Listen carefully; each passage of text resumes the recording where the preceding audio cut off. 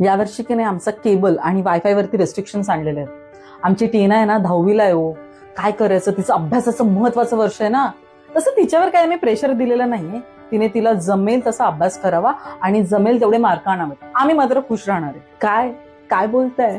म्हणजे एका ठिकाणी तुम्ही रिस्ट्रिक्शनही केलेलं आहे आणि एका ठिकाणी सांगते की आमच्याकडून काही प्रेशर नाहीये. प्रेशरच आहे ना हे.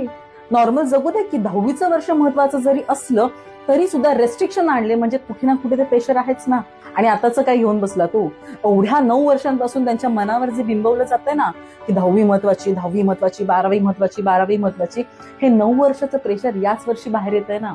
मग फक्त या वर्षी आपण रेस्ट्रिक्शन करून किंवा प्रेशर नाही असं सतत बोलून प्रेशर कमी केलं जात नाही.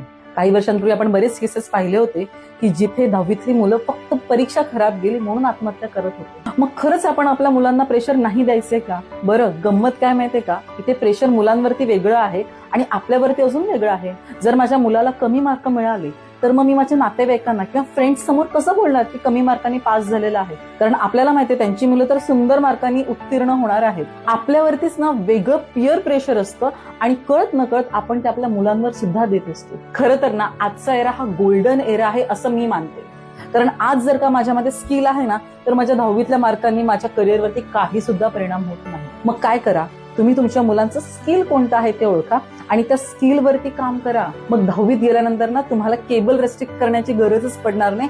खुले दिल से उनको टीव्ही देखने दो, मौज करने दो आणि मग बघा त्यांच्यावरती प्रेशर नसणार आणि ते व्यवस्थित मार्क आणणार आणि याचा त्यांच्या करिअरवरती अजिबात इम्पॅक्ट होणार नाही.